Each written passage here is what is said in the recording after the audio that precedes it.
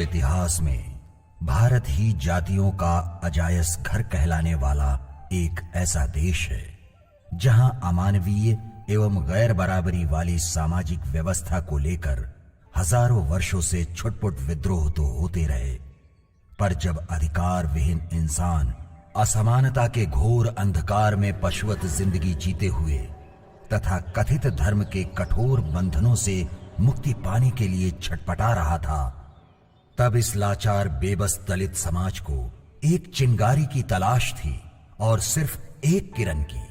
समय ने करवट ली, घोर अंधकार की काली रात व्यतीत हुई और हुआ नया सवेरा।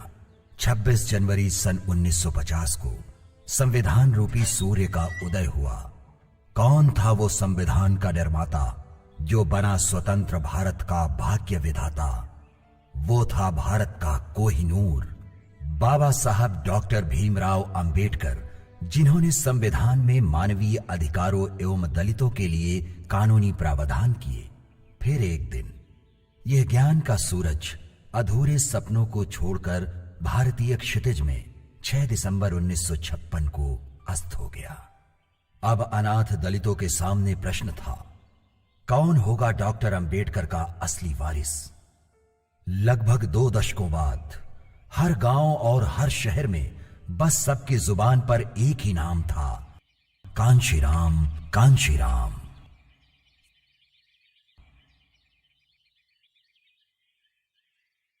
मानवर कांशीराम साहब के बचपन का सवाल है जी। इनके पिता का नाम हरि सिंह था, सिख परिवार से थे जी, और वो बचपन से ही बड़े स्वाभिमानी जी व्यक्ति थे। वो किसी सामाजिक बंधनों में नहीं बंधना चाहते थे। काशीराम साहब जी का जन्म 15 मार्च 1934 में खुआसपुर गांव, जिला रोपड़, पंजाब में हुआ।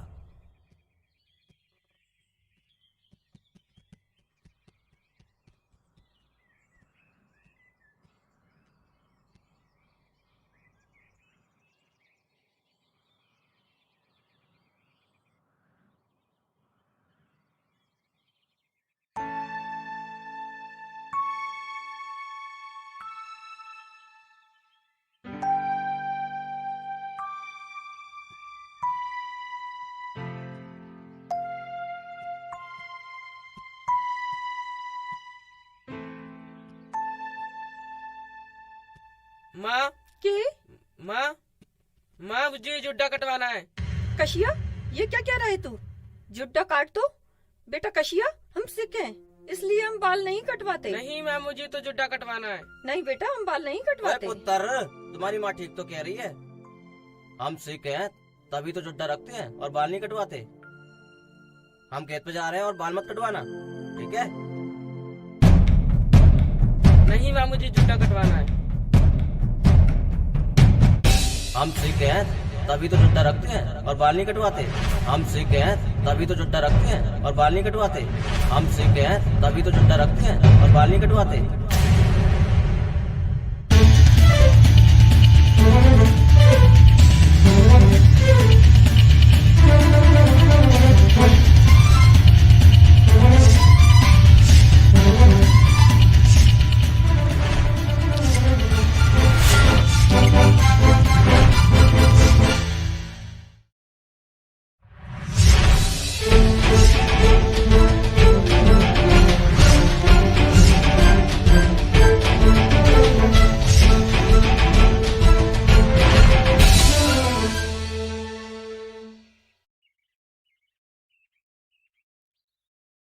अरे कसिया, तूने ये क्या किया? तूने जुड्डा ही कटवा दिया? माँ, मैं किसी बंधन में बंधना नहीं चाहता। जितना समय मेरे बाल धोने में, जुड्डा करने में लगता है, उस समय को मैं अपनी पढ़ाई और काम करने में लगाऊंगा। अरे ये क्या कह रहा है मुंडा तू?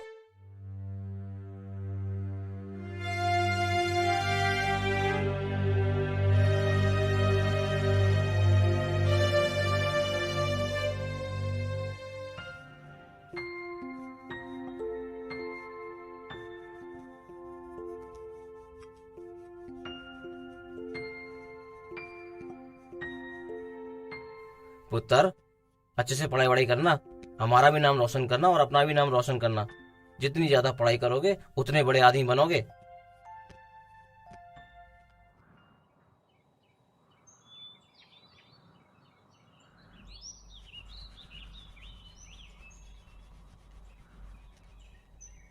काशीराम साहब पढ़ाई के साथ साथ काम करने एवं कुश्ती लड़ने में बड़े ही माहिर थे।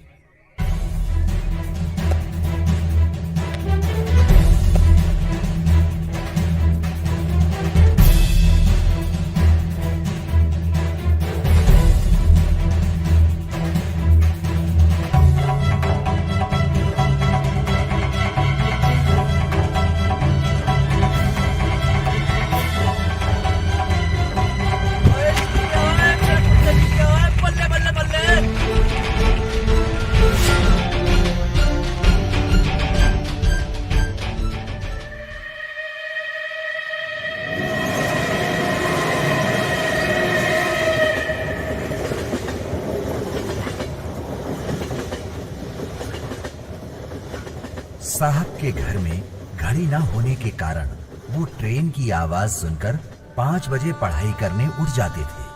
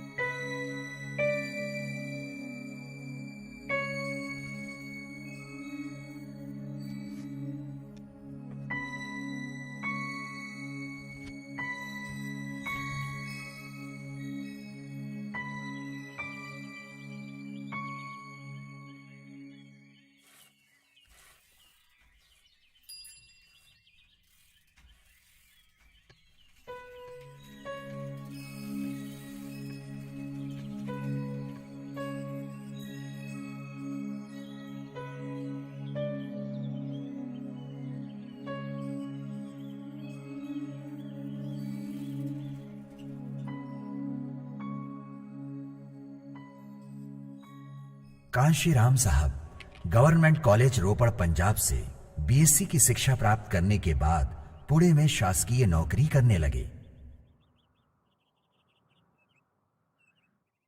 मैं तुम्हारे रोज रोज के नाटक से तंग आ गया हूँ। साहब मुझे छुट्टी चाहिए बस। अपने महापुरुषों की जयंती पर छुट्टी चाहिए। धीरे भाना, क्या चाहिए तुम्हें? नौकरी या अम्बेडकर जयंती की छुट्टी? दोनों साहब, नौकरी भी और बाबा साहब अम्बेडकर की जयंती पर छुट्टी भी। ये मेरा संवैधानिक अधिकार है और मैं इसे लेकर ही रहूंगा। देखो दीना माना, तुम राजस्थान के हो, अम्बेडकर तो महाराष्ट्र के महारों के थे और महार आंदोलन से पीछे हट गए। तुम भी अपनी नौकरी बचा लो, छोड़ दो ये आंदोलन और काम पर वापस लग जाओ। बाबा साहब महाराष्ट्र के महारों के नहीं, समूचे देश के थे और हमारे समाज के हित के लिए उन्होंने आजीवन संघर्ष किया है। मुझे उनकी जयंती पर छुट्टी चाहिए बस। आजकल ये बहुत नेतागिरी कर रहा है। आने दो बड़े साहब को, इसकी शिकायत करते हैं। हाँ, आज तो शिकायत करनी ही पड़ेगी।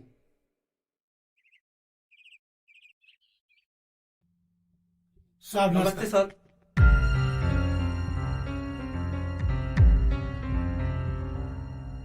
साहब, आपने सही डिसीजन लिया है, वो इसी लायक है। अब दीना भाना को बुलाइए। एक मछली सारे तालाब को गंदा करती है। ये सारे कर्मचारियों को भड़का रहा है कि अम्बेडकर जयंती की छुट्टी चाहिए, इसलिए सारे कर्मचारी भड़क रहे हैं। नमस्ते साहब। दीना भाना, तुमने अनुशासनहीनता की है। मैं तुम्हें नौकरी से बर्खास्त करूंगा।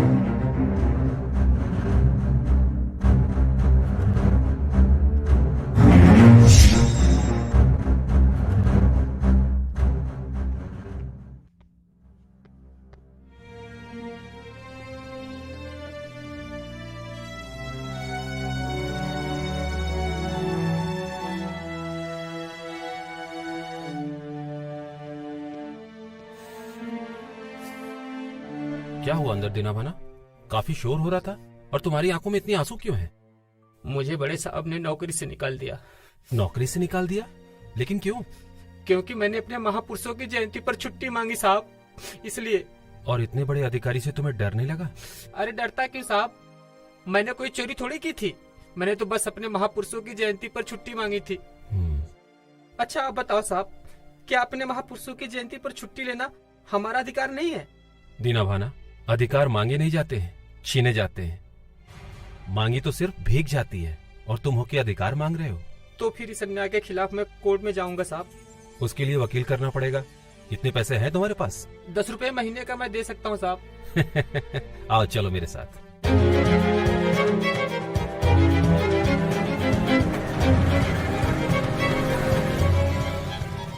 मैंने आपका केस स्टडी किया है, केस में दम है। आप ये केस जरूर जीतोगे। साहब फीस कितनी लगेगी? कम से कम 1000 रुपया। इतने पैसे तो है नहीं हमारे पास, चलते हैं। ठहरो दीना भाना। वकील साहब जी, ये 500 रुपया है। आप कोर्ट में केस दायर कीजिए, बाकी पैसे भी आपको मिल जाएंगे। जरूर। धन्यवाद। चलो दीना भाना। साहब मैं तो आपका कुछ नहीं लगता ना, फिर भी आपने मेरी इतनी मदद क्यों की? जानते हो दीना भाना, वो हर लोग मेरे अपने हैं जो अपने अधिकारों के लिए लड़ते हैं। तुम चिंता मत करो, ये लड़ाई सिर्फ तुम्हारी ही नहीं मेरी भी है, और जब तक मैं तुम्हारी बहाली नहीं करा दूंगा चैन से नहीं बैठूंगा। चलो। सर, मानवर साहब का जो पहला आंदोलन था राजनीति की तरफ, तो कब उन्हें लगा कि मुझे समाज के प्रति, समाज के लिए आंदोलन करने चाहिए, समाज को एकत्रित करके जो देश में उन्होंने मिसाल कायम की, और फर्स्ट जो उनका आंदोलन था, मतलब उन्होंने अपने आंदोलन की शुरुआत कहां से की? मानवर कांसीराम साहब ने दीना भाना के द्वारा विरोध करने पर, प्रशासन का विरोध करने पर सस्पेंड किया गया। उसको लेकर के मानवर कांसीराम साहब मंत्री के पास गए। मंत्री ने बहाली का आश्वासन दिया, न्याय देने का आश्वासन दिया, और इसके बाद दीना भाना को न्याय मिला भी। दीना भाना बहाल हुए, और इधर उनसे प्रेरणा लेकर मानवर कांसीराम साहब एक प्रकार की प्रेरणा, एक 4th क्लास का कर्मचारी, उसने जो संघर्ष किया, मानवर साहब ने सोचा कि 4th क्लास का कर्मचारी डॉक्टर अंबेडकर के विषय में जानता है, तो उनके साथी खापर्डे ने, D.K. खापर्डे नाम था, एनिहिलेशन ऑफ द कास्ट, मानवर कांसीराम साहब को पुस्तक दी। उससे प्रेरणा लेकर वो बेचैन होने लगे।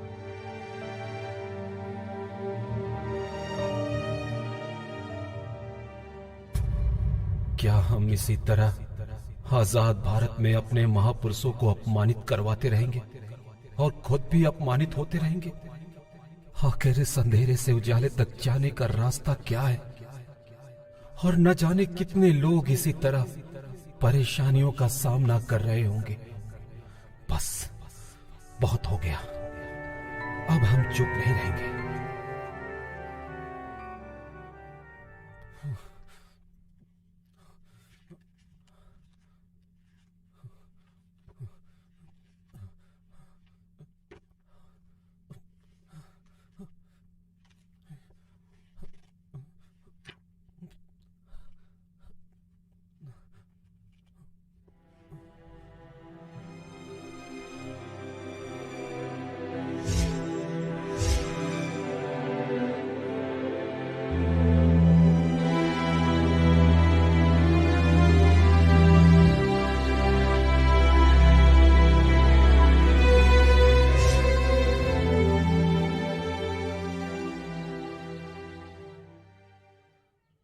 भाइयों,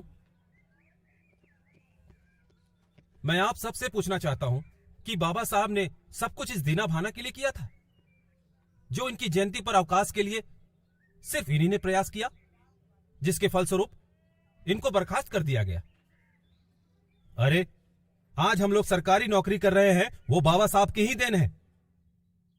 यहां तक कि हमारे घरों में जो पानी पिया जा रहा है वो भी बाबा साहब की ही देन है। इस नाते हमारा एक फर्ज बनता है कि जिन बाबा साहब के लिए दीना भाना ने प्रयास किया है, हमें हर हालत में दीना भाना को बहाल करवाना है।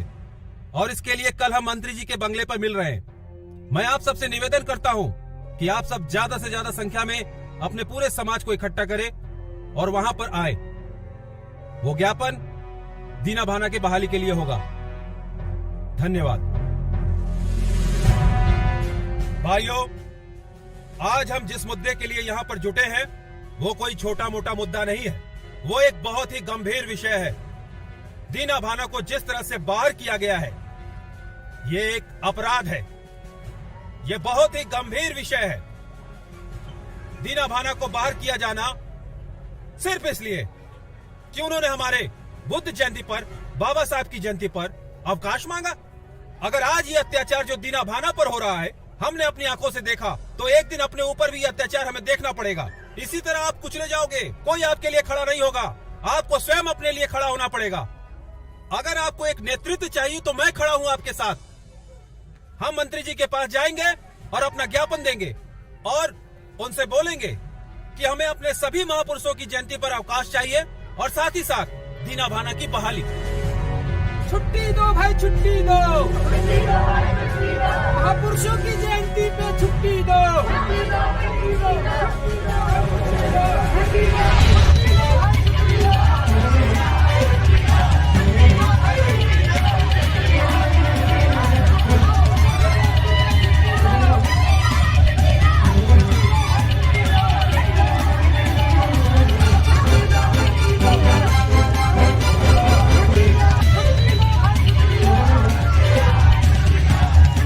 हाँ बताइए क्या बात है?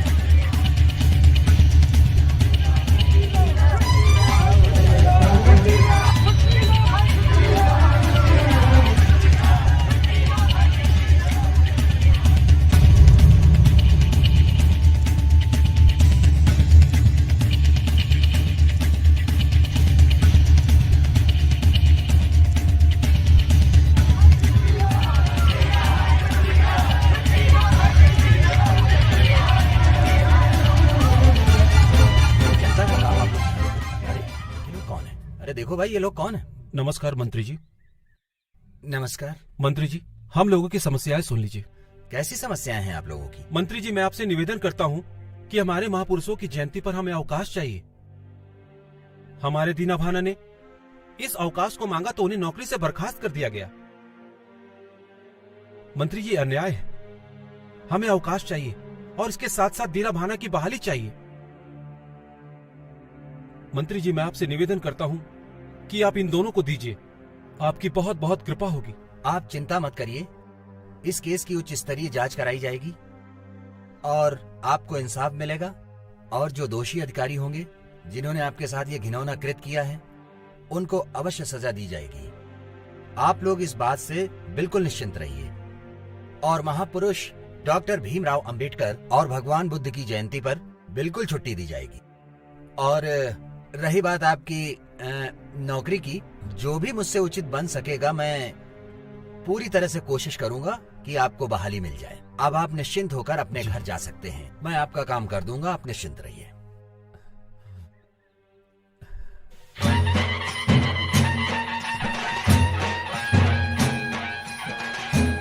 बहुत बहुत धन्यवाद मंत्री जी, बहुत बहुत धन्यवाद। 85% बहुत बड़ा वोट बैंक है। ये काशीराम पागल हो गया है। आंदोलन करके इसने दीना भाना को बहाल करा लिया है और अब अंबेडकर जयंती और बुद्ध जयंती का अवकाश भी करा लिया है। काशीराम आता ही होगा, बुलाया उसे, समझाएंगे। वो आ गया साहब।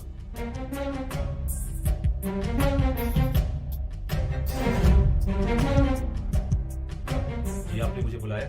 काशीराम, तुम्हें अपने काम से काम रखना चाहिए। दीना भाना चतुर्थ श्रेणी कर्मचारी है। एक अधिकारी और कर्मचारी का क्या मेल? मेरा और उसका सबसे बड़ा मेल ये है कि वो चूड़ा भंगी है और मैं चमार। और हम दोनों की तो राजिया भी एक है। और जिसने मेरे भाई की तरफ बुरी निगाह डाली मैं उसकी आंखें निकाल लूंगा। चलता हूं। ठीक है साहब।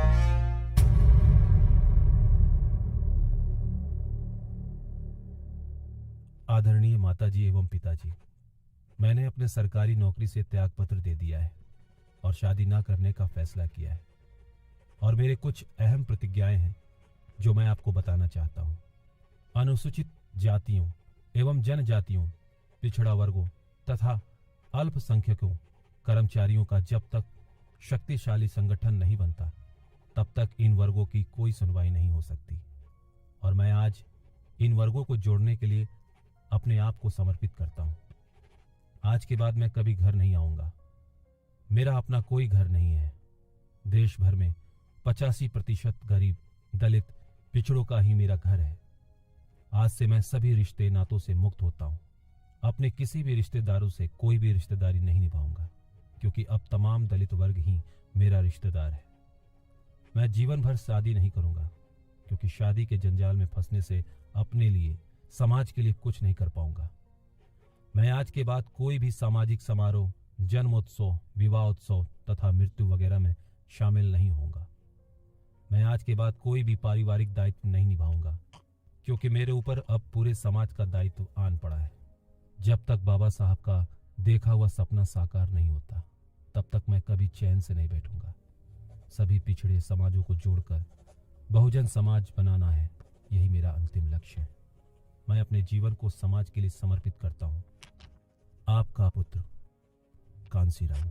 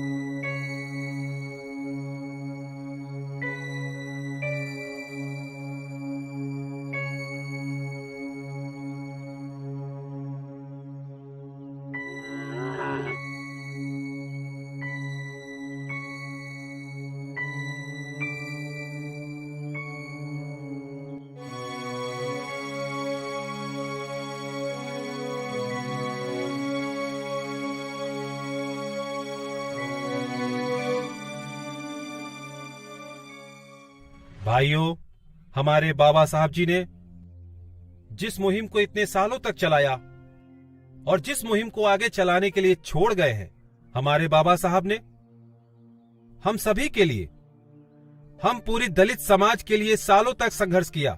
मैं आप सभी को बताना चाहता हूं कि कैसे ये मुट्ठी भर समाज, हम पूरे बहुजन समाज को अपने मुट्ठी में लिए हुए हैं। सिर्फ थोड़ी सी पढ़ाई लिखाई करके हम सबको अपने पीछे लगाए हुए हैं और हम लोग भी शोषित होते जा रहे हैं। हमारा इस देश में 85% है और ये सिर्फ 15%। मैं आप सभी लोगों को इस कलम के द्वारा बताना चाहता हूं कि ये ढक्कन वो 15% लोग हैं और बाकी 85% हमारा बहुजन समाज। अगर इस ढक्कन को इस कलम से निकाल भी लिया तो इस कलम को कोई फर्क नहीं पड़ेगा। ये वैसा ही काम करेगी जैसा करती आई है, लेकिन ये 15% बेकार है। इसे हम फेंक भी सकते हैं, पर हम इसे फेंकेंगे नहीं। हम ये नहीं करते जो ये करते आए। हम इसको अपने साथ ही जोड़कर रखेंगे, इसके पीछे लगाकर, क्योंकि हमें यह बताना है कि हमारी शांति का मतलब यह नहीं कि हमें हमेशा दबाया जा सकता है। जिस दिन यह बहुजन समाज खड़ा हो गया, इन 15% लोगों को हम इस देश से बाहर फेंक सकते हैं, लेकिन हमने हमेशा भाईचारा चाहा है और हमेशा उसी पे अडिग रहेंगे। लेकिन कभी ये इन लोगों को मौका नहीं देंगे कि ये हमारा हक भी छीन ले। हमें अपना हक अब खुद उनसे छीनना पड़ेगा। भाइयों, आप इस कांसीराम का सहयोग करो। मैं आपसे वादा करता हूं कि वही हक वापस दिलाऊंगा जिसके लिए हमारे बाबा साहब जीवन भर संघर्ष करते रहे। कांसीराम साहब, तुम संघर्ष करो। हम तुम्हारे साथ हैं। कांसीराम साहब, तुम संघर्ष करो। हम तुम्हारे साथ हैं। कांसीराम साहब, तुम संघर्ष करो। हम तुम्हारे साथ हैं। कांसीराम साहब, तुम संघर्ष करो। हम तुम्हारे साथ हैं। कांसीराम साहब, तुम संघर्ष करो। हम तुम्हारे साथ हैं। कांसीराम साहब, तुम संघर्ष करो। हम तुम्हारे साथ हैं।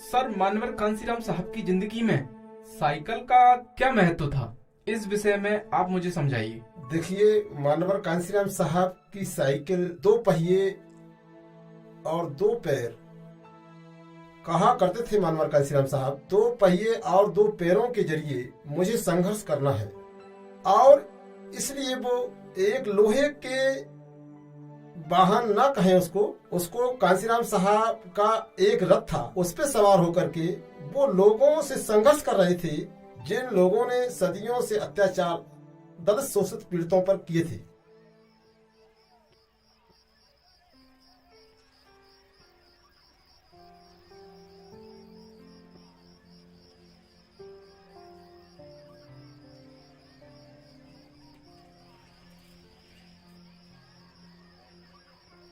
और भाई, क्या हाल है? हाँ जी साहब, ठीक है। भाई, हम दोनों के लिए 2 स्पेशल चाय भेजना। आप उधर बैठिए साहब, भेजता हूँ। आओ मनोहर, बैठो।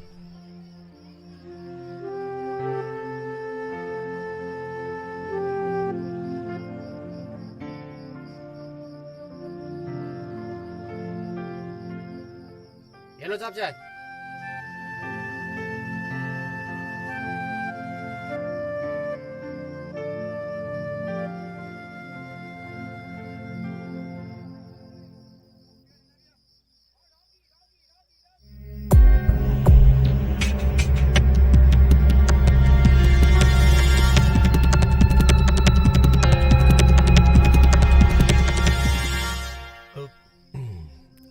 मजा आ गया। सही में बढ़िया चाय थी। लाओ चलो भाई, चाय बहुत अच्छी थी। क्यों आटे? हाँ जी, अच्छी थी ना? बहुत बढ़िया चाय थी। कितना हुआ? 50 पैसे हुए साहब। बस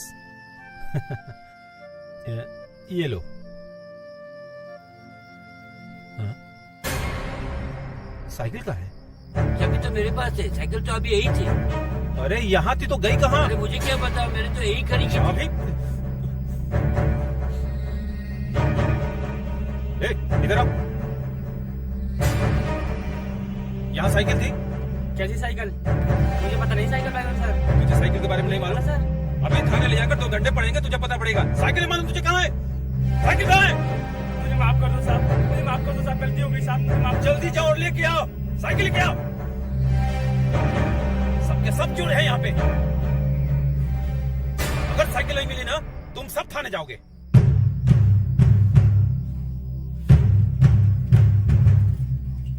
साहब माफ कर दो साहब, साहब पुलिस में मैं ले आया तुझे साहब। शर्म नहीं आई साइकिल चुराते हुए? माफ कर दो साहब, साहब माफ कर दो, दोबारा गलती नहीं होगी साहब, साहब माफ कर दो साहब, माफ। चल भाग यहाँ से। मनोहर साइकिल।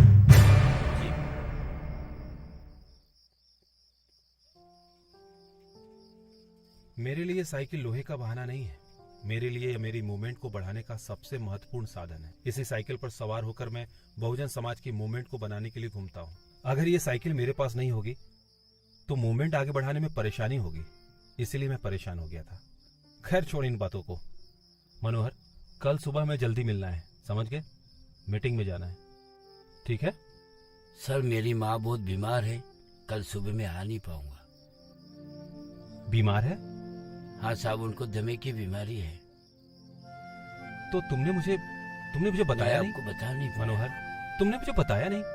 कोई बात नहीं, तुम जाओ, जल्द से जल्द घर पहुंचो और अपनी माँ का ख्याल रखो। जी साहब। टेंशन मत लो, जाओ। पर साहब। मनोहर बोला ना एक बार, जाओ। चलो।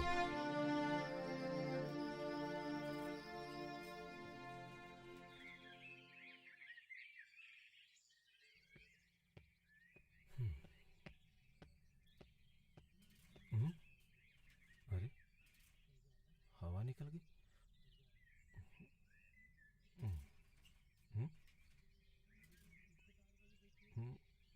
इसकी भी हवा निकली।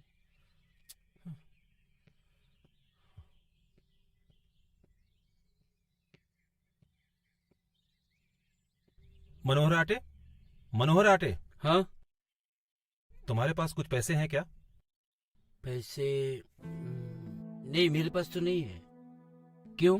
अरे मेरी साइकिल पंक्चर हो गई है, उसे ठीक कराना है, 5 पैसे तो लगेंगे ही ना। लेकिन मेरे पास तो 5 पैसा नहीं है। देख यार, इधर उधर पड़े होंगे।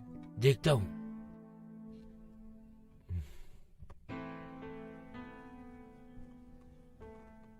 नहीं यार, मेरे पास तो बिल्कुल ही नहीं। एक काम करो, मेरी साइकिल ले जाओ। तुम्हारे साइकिल में भी हवा नहीं है। ट्रेन का टाइम भी हो गया है, मैं पैदल ही चला जाता हूँ।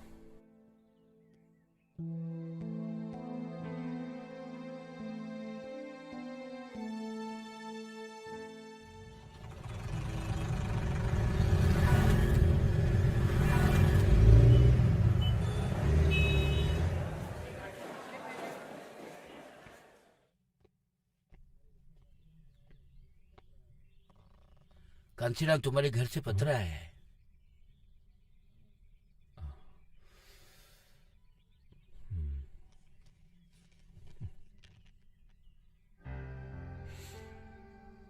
प्रिय पुत्र कांशीराम, बेटा तुम्हारी शादी के लिए बहुत सारे रिश्ते आ रहे हैं और हम शादी के बोझ से हटना चाहते हैं। आज नहीं तो कल शादी करनी ही है।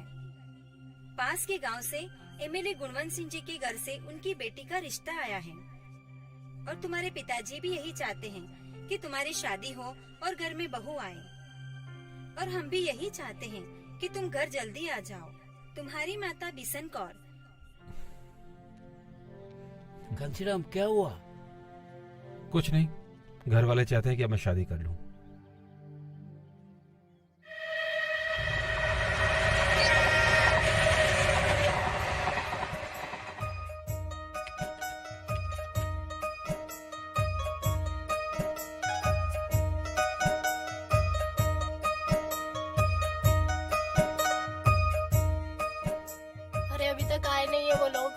आ जाएंगे, टाइम क्या हुआ है अभी, इंतजार कीजिए, थोड़ा समय लगता है।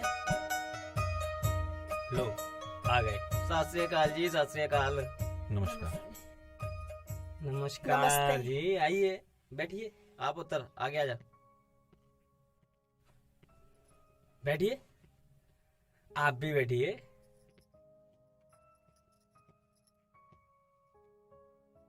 हाँ तो काशीराम जी, जी, कहाँ सर्विस चल रही है आपकी? विज्ञान भवन पुणे महाराष्ट्र। अच्छे, तारीफ है। नेताजी बड़ी मेहनत करके इस मुकाम पर पहुंचा है काशीराम, हम्म, और मेरा भी नाम रोशन किया है। अच्छा, बड़ा बहुत मेहनती अच्छे, बच्चा लगता है। बहुत अच्छे। देख क्या बात है। अरे यार, बचपन से मेरे कशिया को पढ़ने की बहुत लगन है। अच्छा सुनो जी, मेहमानों के लिए चाय नाश्ता लेकर आओ, जल्दी लेकर आओ। जाओ जाओ। हाँ जी, आपको आने में कोई तकलीफ तो नहीं हुई? अरे नहीं नेताजी, आने में कोई तकलीफ नहीं हुई।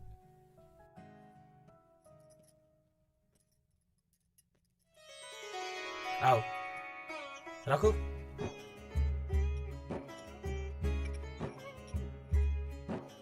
नमस्ते जी। बैठो बैठो बैठो। नमस्ते नमस्ते। बेटी, तुम्हारा नाम क्या है? मंजीत कौर। लड़की तो अच्छी है। अच्छा, आप लोग बातें कीजिए। आइए, मैं आपको अपना मकान दिखाता हूँ। आइए आइए आइए आइए। हाँ जी, चलिए चलिए।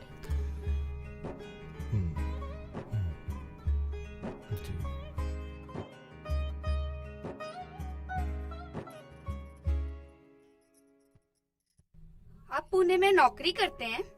जी, और आप? मैं 10वीं कक्षा में पढ़ती हूँ। ओ, और आपकी दीदी?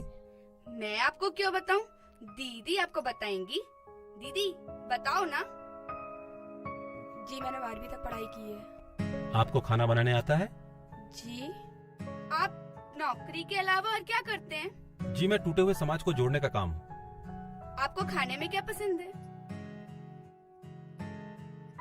आप कुछ सोच रही हैं? हाँ जी, कुछ नहीं।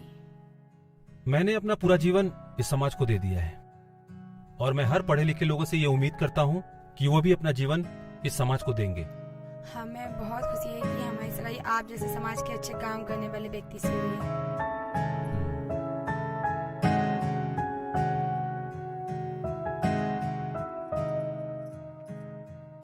आइए आइए, बैठिए। लड़का कैसा लगा? बढ़िया है। लड़की पसंद है? जी। तुम्हें कैसा लगा? मुझे तो पसंद। और तुम्हारी दीदी को? उनको भी जीजा जी। हाय, क्या बात है। हाँ जी, तो ये रिश्ता पक्का समझा जाए? हाँ हाँ, हमारी तरफ से हाँ है। तो फिर अगले महीने इसका मुहूर्त निकलवा लेते हैं। हाँ हाँ जी, बिल्कुल।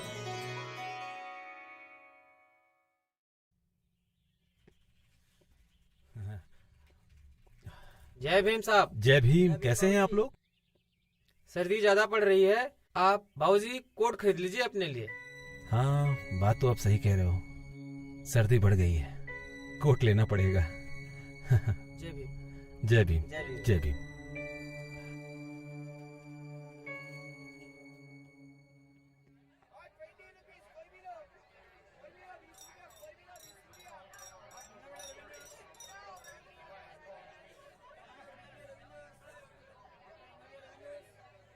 भाई साहब, एक अच्छा सा कोट दिखाएंगे आप?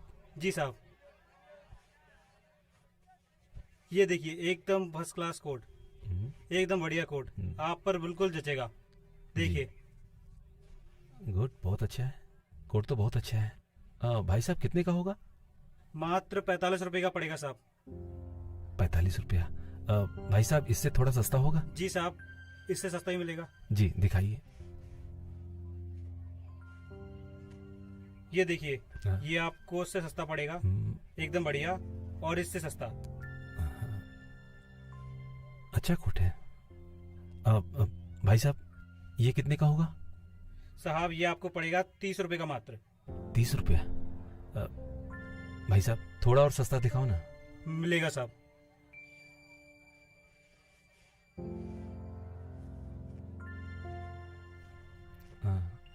ये आखिरी कोट है साहब। ये भी अच्छा है। भाई साहब ये कितने का होगा? साहब ये आपको पड़ेगा मात्र 25 रुपए का। 25 रुपये? भाई साहब इतने पैसे नहीं है मेरे पास, थोड़ा और सस्ता मिल जाता तो। साहब ये साहब हमारी दुकान का सबसे सस्ता कोट है। अब इससे सस्ता कोट तो हमारे पास नहीं है। इससे सस्ता कोट अगर आपको चाहिए तो पीछे मरघट खाना बना है, आप वहां जाइए और वहां से खरीद लिए कोई सस्ता कोट। अरे वाह भाई साहब, आपने तो एकदम पते की बात कही। वहां तो वाकई में सस्ता मिल जाएगा। बहुत बहुत धन्यवाद भाई साहब, बहुत बहुत धन्यवाद, बहुत बहुत धन्यवाद। अच्छी बात नहीं है यार। तो उन्होंने कहा कि भाई इससे सस्ता 30-40 रुपए से सस्ता अगर लेना है तो ये तो शमशान घाट पर ही मिलेगा। इसलिए तो उन्होंने फिर बड़े सहज भाव से शमशान घाट की तरफ चल दिए। और शमशान घाट पर ये कितने त्याग की बात है कि शमशान घाट पर 5 रुपए का उन्होंने कोट खरीद कर पहना। ये बात नहीं है कि उनके पास पैसे नहीं थे, वो इस पैसे का सदुपयोग समाज हित में चाहते थे। इसलिए वो 5 रुपए का कोट खरीद करके सर्दी से बचना चाहते थे।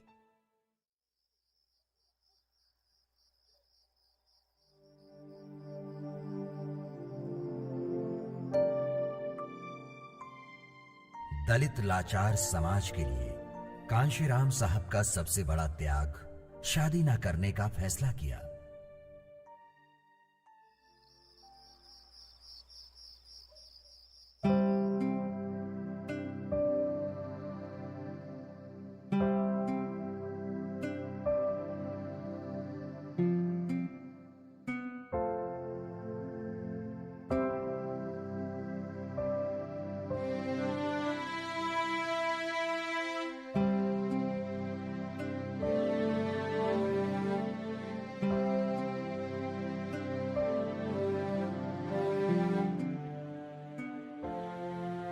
क्या हुआ दीदी, आप इतनी परेशान क्यों लग रहे हो?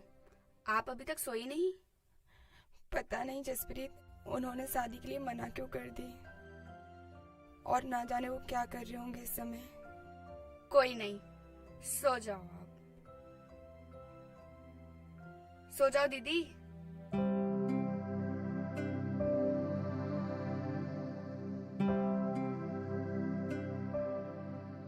हे रब्बा, उनका ख्याल रखना और वो अपने मिशन में कामयाब हो।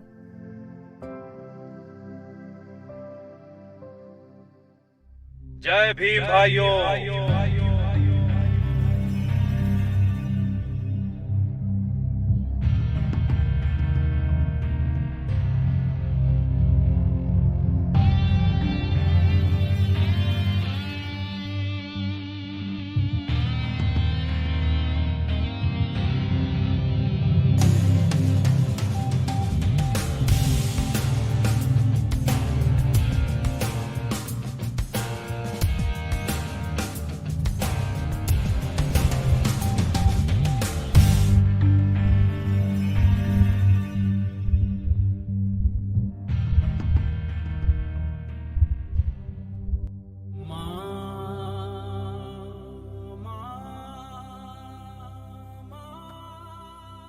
अरे माँ। अरे कशिया, तू हमें बिल्कुल ही भूल गया। तुम्हें हमारी याद नहीं आती? तुम्हारे बापू की क्या दशा हो गई है? तुम्हारी बहन तुम्हें याद करके कितना रोती है। तुम्हारे भाई भी तुम्हें कितना याद करते हैं। तू इतना पत्थर दिल कैसे हो गया? माँ, मैं किसी को नहीं बोला। तेरा जब भी मुझसे मिलने का दिल चाहे तू रैलियों में आ सकती है, और भाई बहनों को भी लेके आ। वो भी तो जाने आखिर उनका भाई किस मुहिम पे है, अपने समाज के लिए क्या कर रहा है। मैं तो चाहूंगा वो लोग हमारा साथ दे माँ। पर माँ, मेरी माँ, मैं बिल्कुल भी पत्थर दिल नहीं हुआ। मुझे आप सबकी याद आती है। अब यही समाज मेरा घर है, तेरे बेटे ने इनके लिए अपने आप को न्यौछावर कर दिया है। अपने बेटे को समझ मां, इस कुर्बानी के लिए तू उसे कमजोर ना बना। मेरी मां, रब तेने सलामत रखे बेटा। आशीर्वाद दे मां।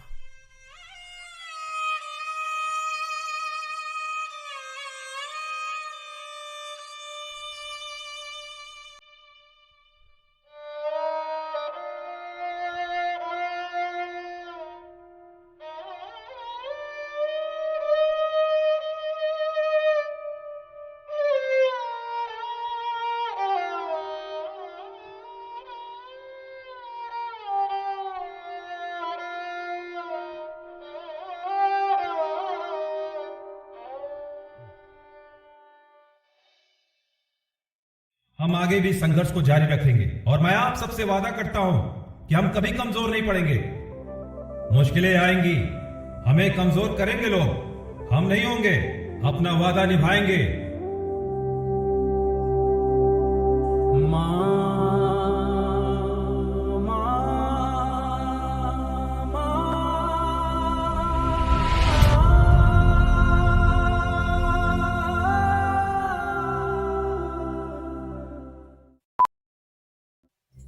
इस शहर को ये हुआ क्या?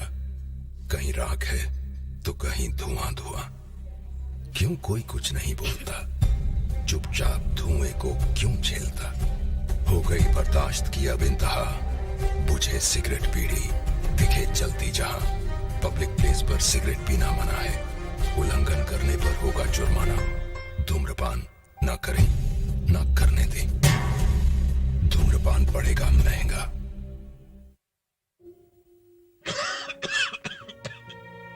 खुशी कौन नहीं चाहता, लेकिन किस कीमत पर? धूम्रपान महंगा पड़ता है। धूम्रपान आपके लिए हानिकारक है और आपके चाहने वालों के लिए भी। धूम्रपान पड़ेगा महंगा।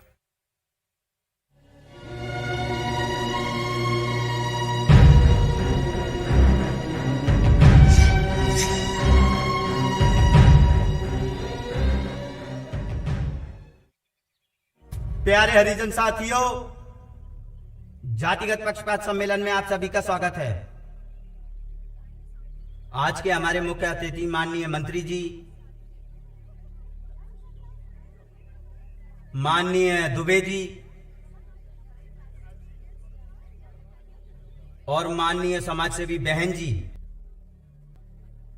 और हमारे प्रिय हरिजन साथियों, आप सब यहां पर आए इसके लिए मैं बहुत आभारी हूं। अब मैं इस सभा के संबोधन के लिए माननीय मंत्री जी को मंच पर आने के लिए आमंत्रित करता हूं। आइए मंत्री।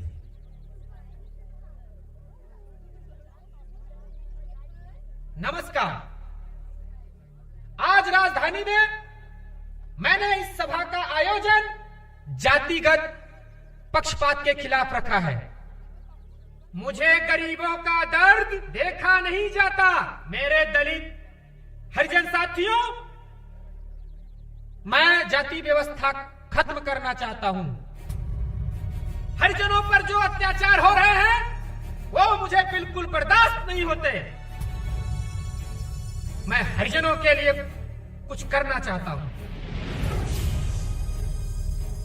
हरिजनों के लिए कुछ करना ही मेरा धर्म है और मैं तब तक चैन की सांस नहीं लूंगा जब तक हरिजनों का हक और अधिकार नहीं दिला दूं।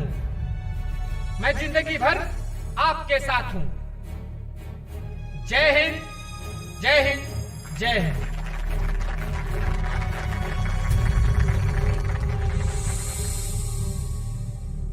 भाइयों, अगली कड़ी में मैं माननीय समाज सेवी बहन जी को माइक पर आमंत्रित करता हूं। नमस्कार साथियों। मेरे जहन में कुछ सवाल हैं, अंदर ही अंदर कुछ जलता है, हर मंजर क्यों है यूं बिखरा हुआ, मेरा देश क्यों ना अब बदलता है।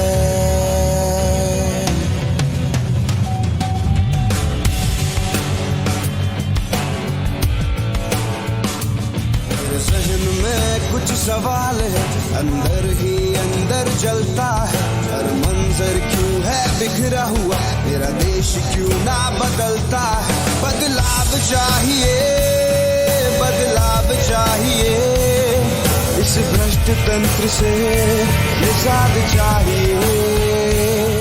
भारत के शहजादे हमें जवाब चाहिए। साहब, आज जातिगत पक्षपात के खिलाफ एक सम्मेलन था। उस सम्मेलन में राज नारायण जो स्वास्थ्य मंत्री हैं, उन्होंने दलित समाज, एससी समाज को हरिजन शब्द का प्रयोग करते हुए कहा कि हरिजन समाज के लिए हम ये करेंगे वो करेंगे। इतने में एक लड़की जो टीचर है, उसका नाम हाँ मायावती है साहब,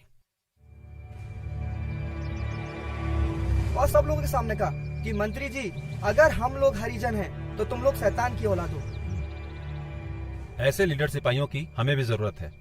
मैं मायावती से मिलना चाहूंगा।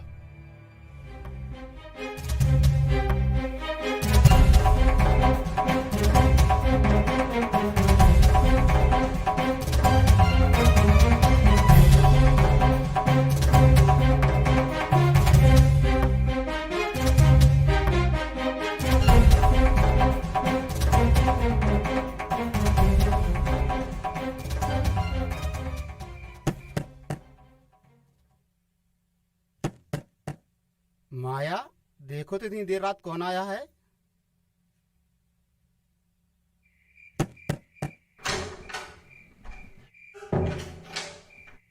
साहब, आप? नमस्ते। जय भीम। आइए।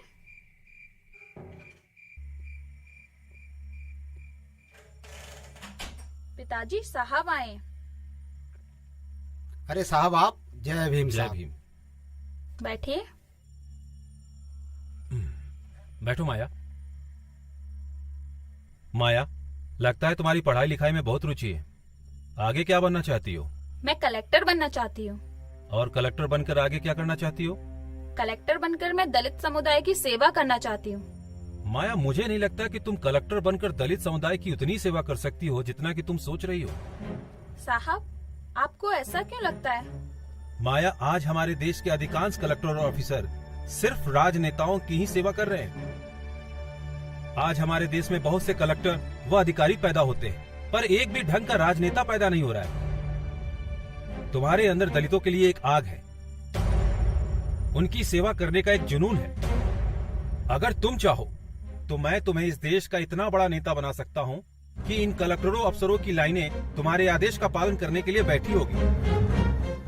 माया, और इस तरह से तुम दलित समाज की सेवा भी कर सकती हो।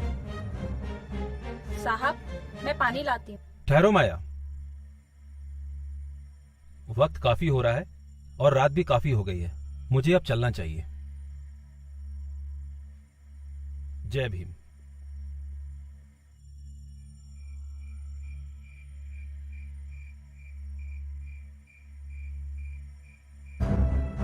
माया, मुझे नहीं लगता कि तुम कलेक्टर बनकर दलित समुदाय की उतनी सेवा कर सकती हो जितना कि तुम सोच रही हो। माया, आज हमारे देश के अधिकांश कलेक्टर और ऑफिसर सिर्फ राजनेताओं की ही सेवा कर रहे हैं।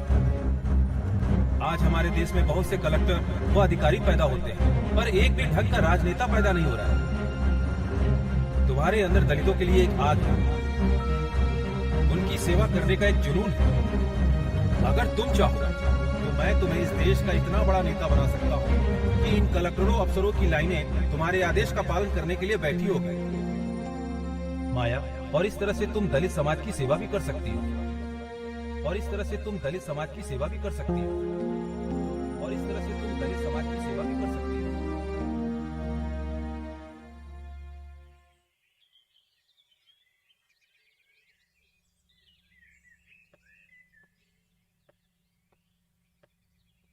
माया, क्या सोचा तुमने काशीराम साहब की बातों पर?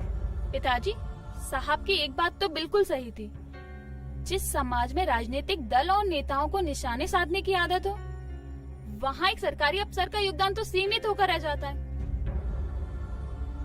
पिताजी, मैं जा रही हूँ, मुझे स्कूल के लिए देर हो रही है।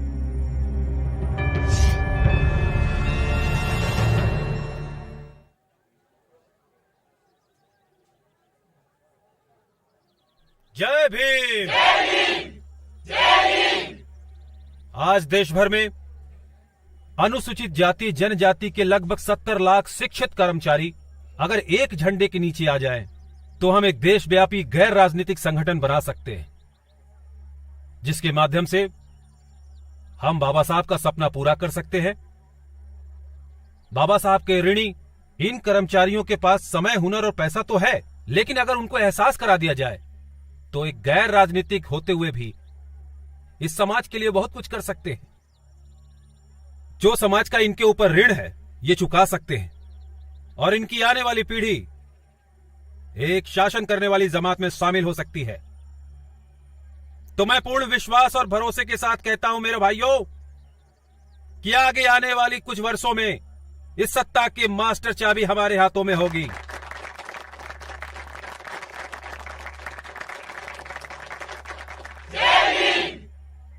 भाइयों, हमारा अंतिम लक्ष्य इस देश में शासन करना नहीं है। हमारा अंतिम लक्ष्य दलितों, पिछड़ों और शोषितों को इस समाज में अधिकार दिलाना है, ताकि वो समानता का अधिकार पा सके। बाबा साहब ने कहा था कि छुआछूत समाप्त करना मेरा जन्मसिद्ध अधिकार है और इन सभी समाज को समानता का अधिकार बिना राजनीतिक सत्ता के नहीं दिलाया जा सकता।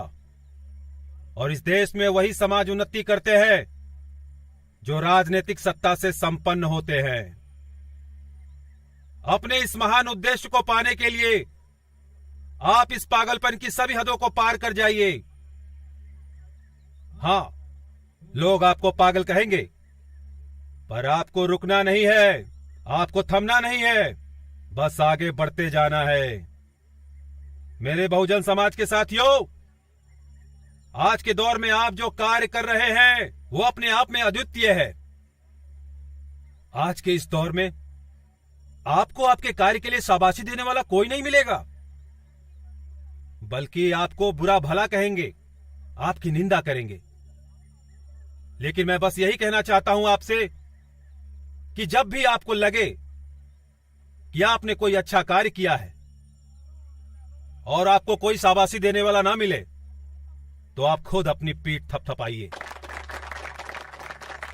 भाइयों, अगर आपको किसी भी काम को लेकर भ्रमित किया जाता है या डराया जाता है, तब आप बिल्कुल भी चिंतित मत होना।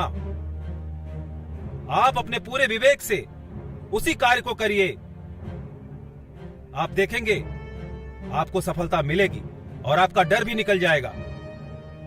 आज मुझे अपने सभी साथियों का जोश देखकर लग रहा है कि हम बहुत जल्द ही बाबा साहब के सपनों को पूरा करेंगे, जो उन्होंने बहुत साल पहले देखा था। जहां पर कार्यकर्ता मिशनरी होते हैं, दुख उठाने में सक्षम होते हैं, वहां पर कार्य तेजी से होता है।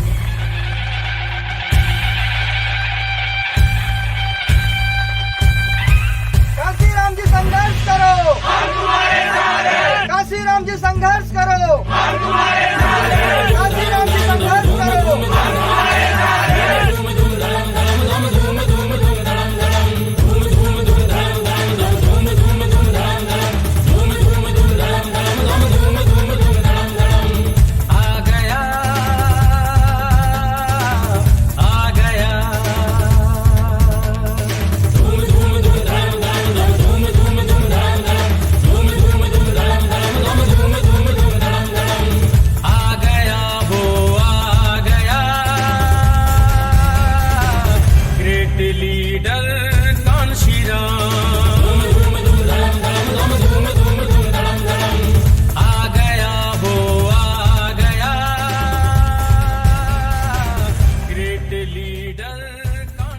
साहब, मैं रिक्शे वाला।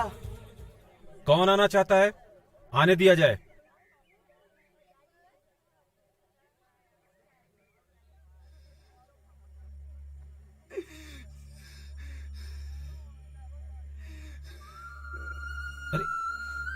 क्या कर रहे हो? कौन हो भाई? अरे क्या समस्या है, बोलिए। साहब मैं यहीं पास में रहता हूँ और यहाँ रिक्शा चलाकर अपना गुजारा कर रहा हूँ साहब।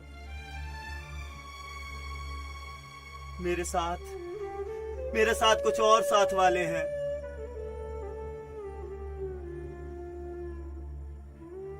साहब हम सब बहुजन समाज की सरकार चाहते हैं साहब, तभी हमारा भला हो सकता है साहब, तभी हमारा भला हो सकता है।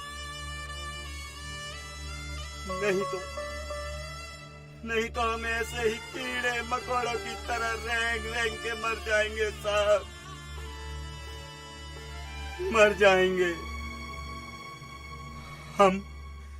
हमने कड़ी मेहनत से सभी साथी ये धन एकत्रित करके लाए हैं साहब जी, इन्हें स्वीकार करो, इन्हें स्वीकार करो साहब, इन्हें स्वीकार कर लो। हाँ बिल्कुल सही है, ये सही बोल रहे हैं साहब।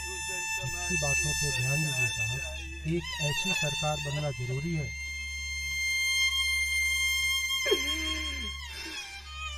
तभी हमारा उद्धार होगा साहब। अब आपको ही आगे आना पड़ेगा, हम सब आपके साथ हैं। जब तक बहुजन समाज की सरकार नहीं बनेगी तब तक हमारा उद्धार नहीं होगा साहब।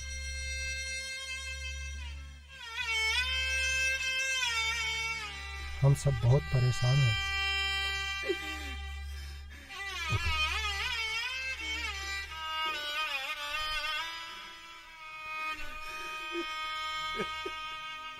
इस गरीब की चाहत, इसके अंदर का जुनून, त्याग महसूस किया आपने?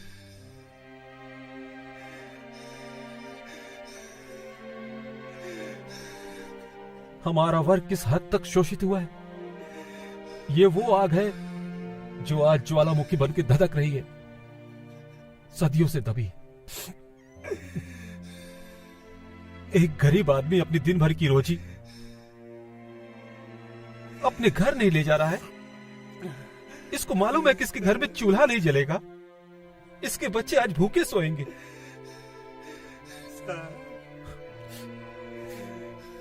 अपने समाज को देख रहा है, अपने समाज के लाखों बच्चों को देख रहा है, देख रहा है कितने और भूखे सोते हैं।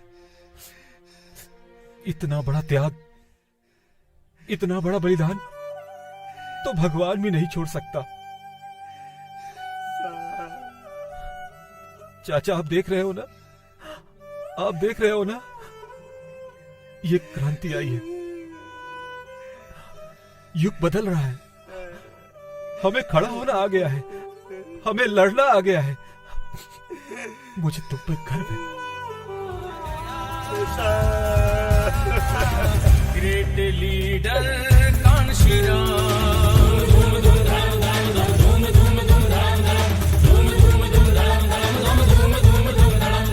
तेज है, तर्रार है, धार है, प्रहार है, शोषितों की शान में जो बड़ा ललकार है। राजनीति में किया कमाल, चलता है शेरों की चाल, जो सदियों से थे कंगाल किया उसी ने मालामाल। ढोंगी सरकारों को वो सबक सिखाता है, राजनीति की दुनिया में तूफान लाता है। अरे ऐसा लीडर है जो सोती कौम जगाता है, अरे एक नोट और एक वोट का पाठ पढ़ाता है। जो जख्मों पे मरहम लगाए, अधिकार सबको दिलवाए, जो जख्मों पे मरहम लगाए, अधिकार सबको दिलवाए। सच बोला हो कर निकल,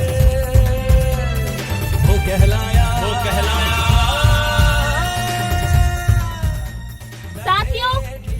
सदियों से जो हमारे ऊपर अत्याचार होते हुए आए हैं, किसी ने हमारी सुनी नहीं। बाबा साहेब ने जो सपना देखा था वो धरा का धरा रह गया। उस सपने को पूरा करने के लिए आज ये महापुरुष हमारे साथ हैं। मैं जानती हूँ आप सभी के साथ अत्याचार हुआ होगा, आपके साथ हुआ है, आपके साथ भी हुआ होगा। मैं आपसे वादा करती हूँ, अगर आप सब लोग हमारे साथ कदम से कदम मिलाकर चलेंगे तो एक दिन पूरे देश में हमारी सरकार बनेगी। स्वाभिमान का पक्का वो कभी नहीं झुकता, होने लगती वहाँ सभाएं कदम यहाँ पे रुकता। लाख मुसीबत आई पर ईमान नहीं डोला है, बहुजनों के हक की खातिर खुद के जो बोला है। आ गया वो कांसी राम तेरी न्याय कमाई, कांसी राम तेरी न्याय कमाई।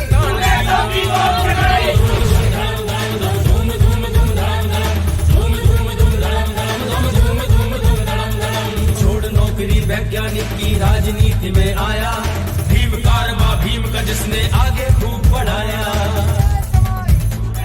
दो पहिया दो पैर का नाना गांव गांव में गाया, मजलूमों ने समझा जिसको अम्बेडकर का साया। लड़ी लड़ाई निर्धनों की जिसने पूरे मन से, करी रैलियां घूम घूम के छोटे संसाधन से। वो है ग्रेट लीडर, वो है ग्रेट लीडर, वो है ग्रेट लीडर, वो है ग्रेट लीडर, वो है ग्रेट लीडर।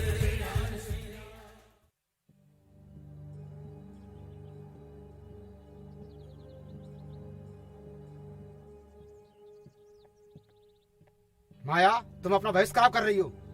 छोड़ दो काशीराम जी का साथ और अपनी नौकरी और पढ़ाई पर ध्यान दो।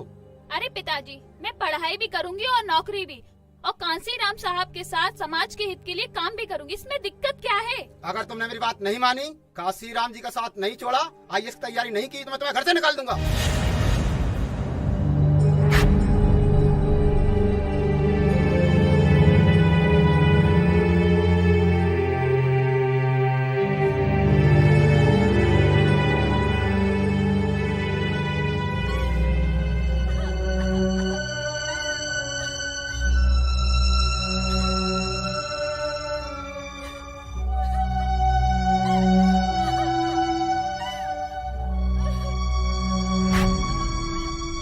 तुम्हारे अंदर दलितों के लिए एक आग है, उनकी सेवा करने का एक जुनून है। अगर तुम चाहो तो मैं तुम्हें इस देश का इतना बड़ा नेता बना सकता हूँ कि इन कलेक्टरों अफसरों की लाइनें तुम्हारे आदेश का पालन करने के लिए बैठी होगी। तुम्हारे अंदर दलितों के लिए एक आग है, उनकी सेवा करने का एक जुनून है।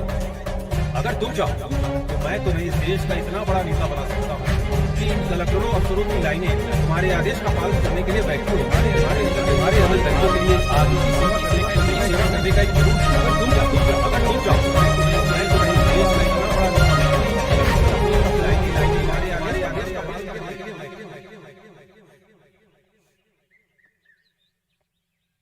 पिताजी, मुझे माफ कर देना। मैं दलित समुदाय के लिए काम करना चाहती हूँ।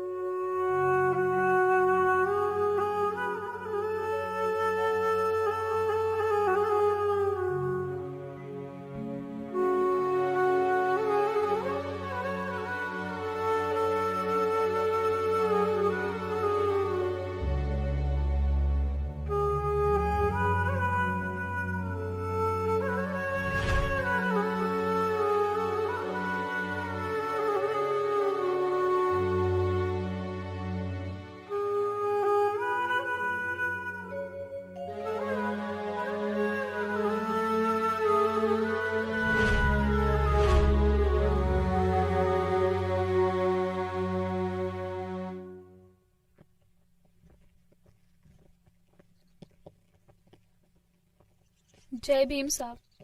जय भीम मेरे मिशन के साथियों। बैठो बैठो बैठो।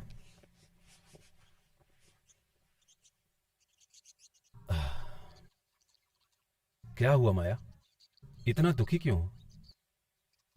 साहब, मैंने घर छोड़ दिया है। घर छोड़ दिया? लेकिन क्यों? साहब, पिताजी कहते हैं या तो सब छोड़कर IAS की तैयारी करो या घर छोड़ दो।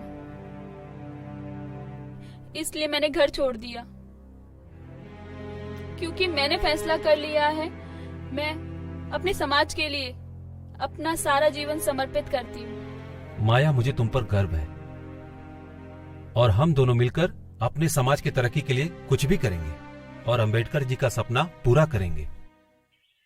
सदियों से दलित समाज के उत्थान के लिए संघर्षरत कांसीराम साहब को बहन मायावती के रूप में एक नया अवतार मिला, जिसके माध्यम से कांसीराम साहब और बहन मायावती ने दलित समाज और बहुजन समाज की एकता को एक सूत्र में बांधने का प्रयत्न शुरू किया। बहन मायावती बहुमुखी प्रतिभा की धनी थी और पढ़ी लिखी भी थी। इस तरह से बहन मायावती ने दलित समाज की महिलाओं को शिक्षित कर एक सूत्र में पिरोने का काम शुरू कर दिया। बहन कुमारी मायावती मानवर कांसीराम साहब की एक अविश्वसनीय ताकत बन के उभरी।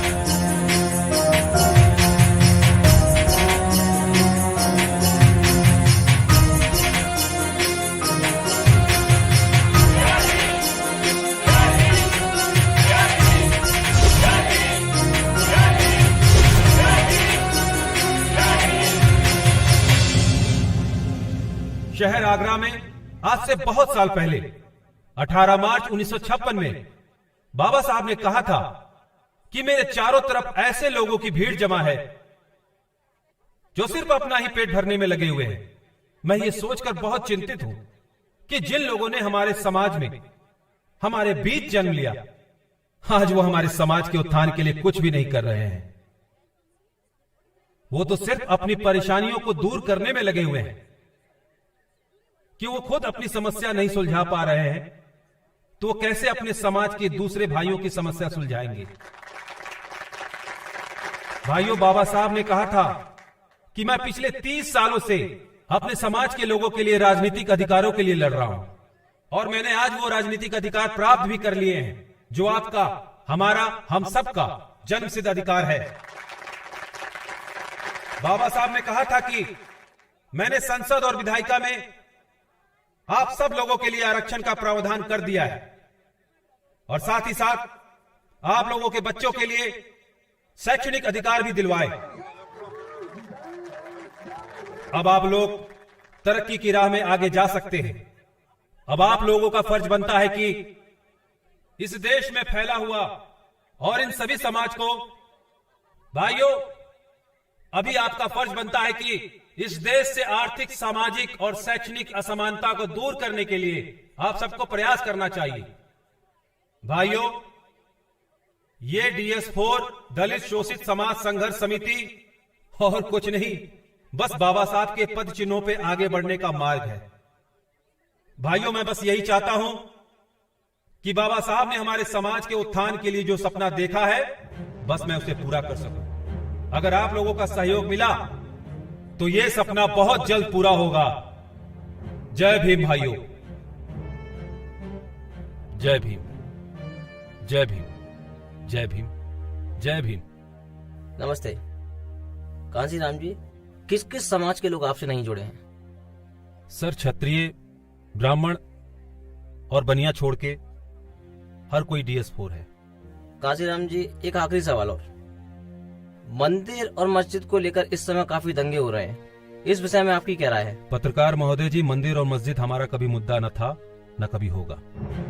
हमारा मुद्दा तो सिर्फ रोजी और रोटी है और इस बारे में मैं सिर्फ यही कहना चाहता हूं कि मंदिर मस्जिद आपका सवाल और रोटी कपड़ा मेरा सवाल। जय भीम।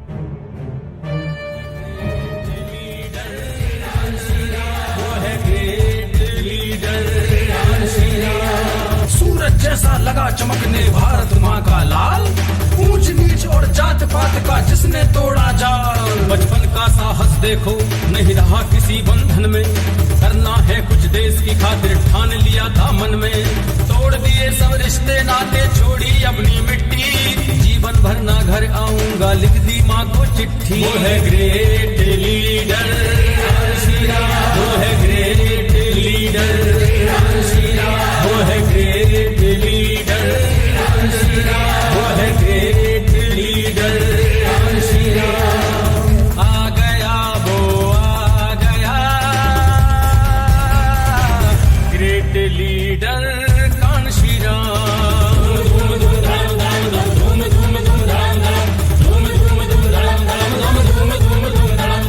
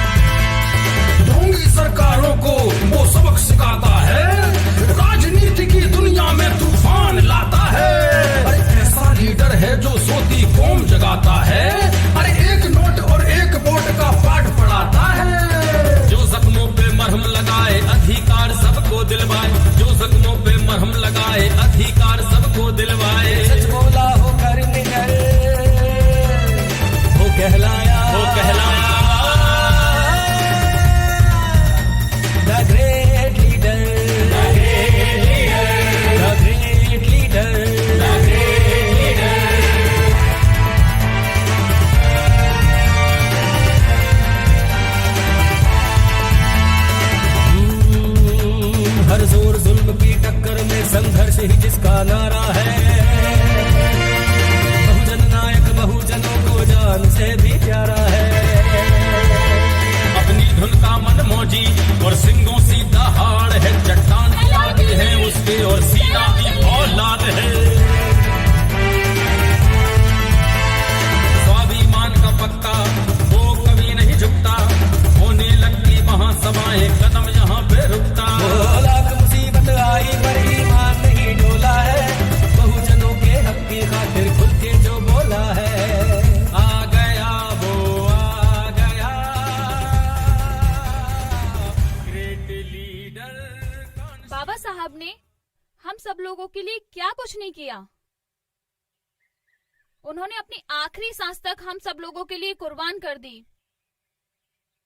उसी को पूरा करने के लिए माननीय कांशीराम साहब हमारे साथ खड़े हुए हैं और हम लोगों को साथ देना चाहिए। जब हम लोग उनके साथ होंगे तभी वो सपना पूरा होगा और हम लोग आगे बढ़ेंगे। हम औरतों को भी उनका साथ देना चाहिए। हमें भी एमएलए बनना है, हमें भी पार्षद बनना है और बढ़ चढ़कर आगे बढ़कर सबका सामना करना है। हमारी जिंदगी ऐसे ही कीड़े मकोड़ों की तरह घुट घुट कर निकल जाएगी।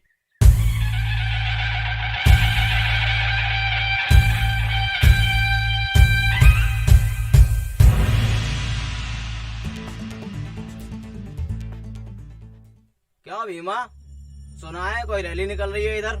आ रही है काशीराम की रैली आ रही। कौन है काशीराम? अरे लीडर, दलितों का लीडर।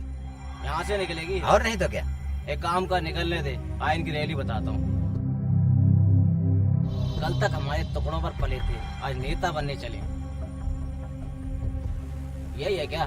हाँ यही है, 10-12 लोग। अच्छा, सामने वाला लीडर है? वही है। हमने क्या किया?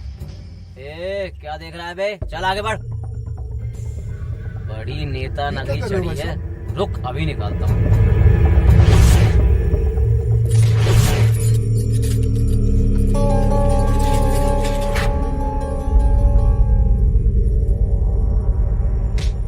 कौन है? अरे भाई क्यों मारा उसे? आप कौन हो भाई साहब, पहले ये तो बता दो। मेरा नाम कांशीराम है। अच्छा, तो आप लीडर हो इन सबके? देखिए मैं हाथ जोड़ता हूँ आपसे, आप अच्छा। हमें हमारा काम करने दीजिए। हमारे पास आप जैसे लोगों के लिए बिल्कुल भी समय नहीं है। तू जा यार, हम निपट लेंगे, आप जाओ। तेरी तो मेरे इलाके में गुंडागर्दी कर रहा है, मालूम है तेरे को? पकड़ नहीं तो सस्पेंड कर दूंगा तेरे को। ये ले, पकड़ो इनको। मारो, पकड़ो। मारो तुम लोग, साहब इसको समझाओ।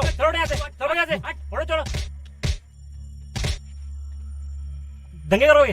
चलो थाने। 1 मिनट रुकिए इंस्पेक्टर साहब, आप किस गुना पे अरेस्ट कर रहे हैं हमारे साथियों को? ये गुंडागर्दी कर रहे थे।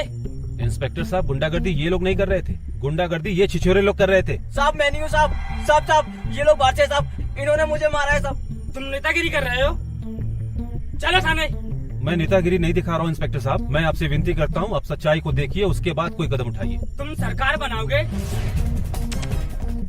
चलो।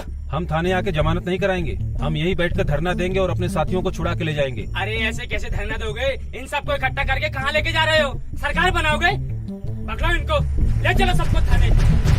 लगता है इंस्पेक्टर साहब आप कांशीराम की जिद से वाकिफ नहीं है। बहुजन समाज के साथियों, जब तक ये हमारे समाज के साथी को नहीं छोड़ते हम यहीं बैठ कर धरना देंगे।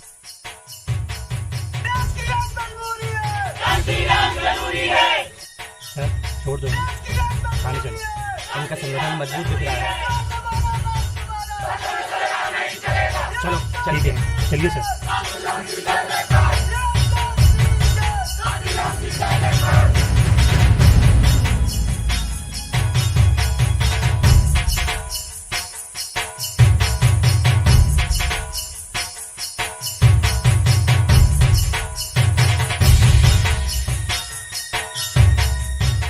देखा भाइयों आप लोगों ने, हमारे एकता की शक्ति। इसी तरह आगे बढ़ते रहेंगे, कहीं नहीं रुकेंगे। कांशीराम तेरी न्याय कमाई, और फिर वो वक्त आ गया था जब पूरा बहुजन समाज एक मंच पर खड़ा था, एक तरफ कांसीराम साहब का संघर्ष था तो दूसरी तरफ बहन कुमारी मायावती जी का पूरा बहुजन समाज देश का नेतृत्व करने के लिए तैयार थी और सदियों से झेल रहे अत्याचार के विरुद्ध बिगुल बज चुका था। और आज का दिन था बहुजन समाज पार्टी की ललकार का।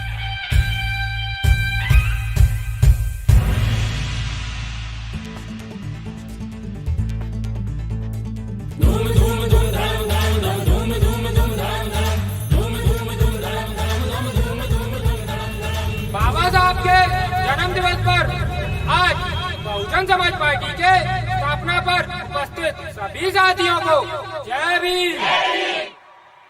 सबसे पहले बहुजन समाज पार्टी के राष्ट्रीय अध्यक्ष मैं मान्यवर कांसीराम साहब से निवेदन करता हूं कि वो आए और महापुरुषों की छाया चित्र पर माला अर्पण करें।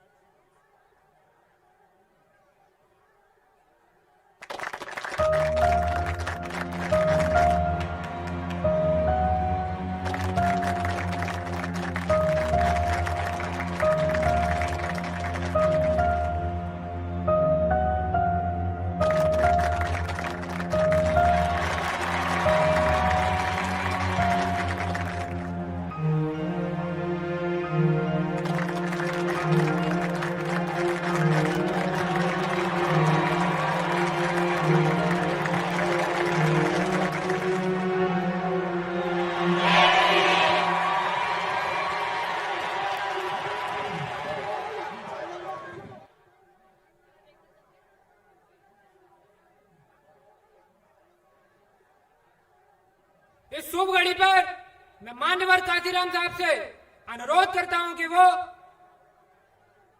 आए और इस सभा को संबोधित करें।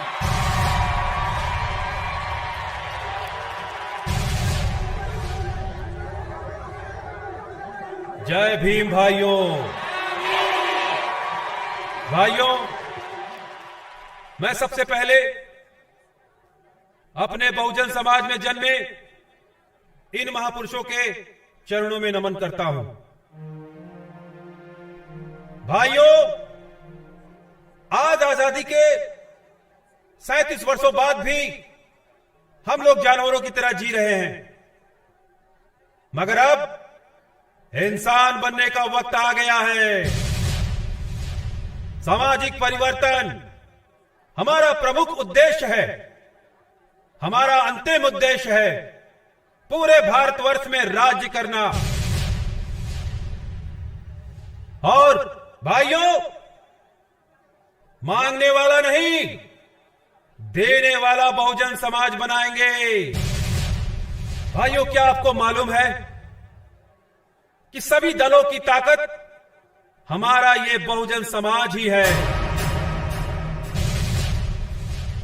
हमें विकास करना होगा और साथ ही साथ यह साबित करना होगा कि हम बाबा साहब की ही संतान हैं। भाइयों, पूरे भारतवर्ष में 6,743 जातियां हैं, जिन्हें जोड़कर हमने बहुजन समाज बनाया है। आज हर बड़े समाज के लोग बड़े गर्व के साथ कहते हैं कि मैं ठाकुर हूं, मैं ब्राह्मण हूं, मैं वैश्य हूं। हमारे पास क्या बचा है बोलने के लिए? अब हम गर्व से कहेंगे, भाइयों, हम बहुजन समाज के लोग हैं। मेरा तो स्वाभिमानी मिशन है भाइयों, और स्वाभिमानी मिशन कहता है कि 100 साल तक बकरी की तरह मिमिया मिमिया के जीने से अच्छा है एक दिन शेर की तरह दहाड़ के जिया जाए।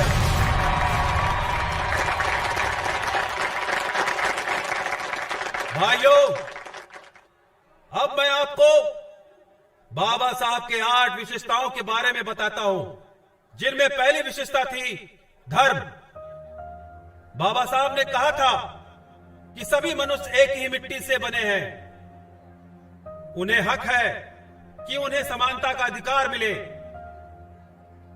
हमें दो शत्रुओं से लड़ाई करनी है, जिनमें से एक है मनुवाद और दूसरा पूंजीवाद। दूसरी विशेषता है विद्या एवं परिश्रम का महत्व। अधिकारों के लिए संघर्ष करना, वो आत्मसम्मान के लिए जीना ही श्रेष्ठ जीवन है। और तीसरी विशेषता है जातिवाद। जातिवाद को समाप्त करके ही स्वराज को सुरक्षित किया जा सकता है। देश की सभी समस्याओं की जड़ ही है ये जातिवाद। चौथी विशेषता के अंतर्गत बाबा साहब ने कहा था कि मैंने जिस समाज में जन्म लिया है, अगर मैं उसी समाज की समस्या हल नहीं कर पाया तो मैं स्वयं को गोली मार लूंगा। सामाजिक प्रगति राजनीति प्रगति पर ही निर्भर करती है। जब तक हमारे आंदोलन में महिलाएं हिस्सा नहीं लेती, तब तक हम मानव अधिकार प्राप्त करने में सफल नहीं हो सकते।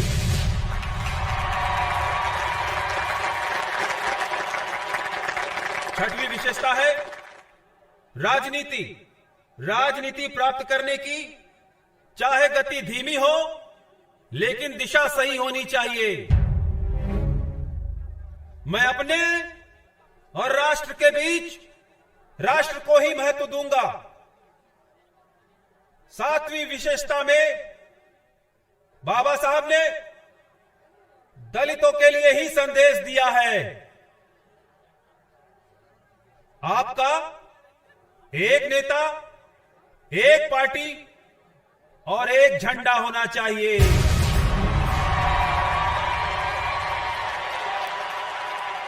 मैं अपने सारे दलित युवाओं से कहना चाहता हूं कि वो शिक्षा और बुद्धि में किसी से कम नहीं है। साथियों, इतिहास को भूल जाने वाले कभी इतिहास नहीं बना सकते। आखिर कब तक चलेगा ये चमचा योग? अब आने वाले समय में हमें इस चमचा युग को समाप्त करना है। भाइयों, जरा उन्हें भी तो एहसास करा दिया जाए कि बलि बकरे की दी जाती है, शेर की नहीं। तो भाइयों, अब दहाड़ने का समय आ गया है। दहाड़ो, जितनी जोर से दहाड़ सकते हो दहाड़ो। जय भीम।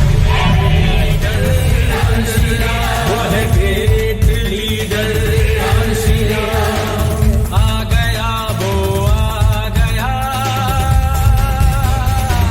Great leader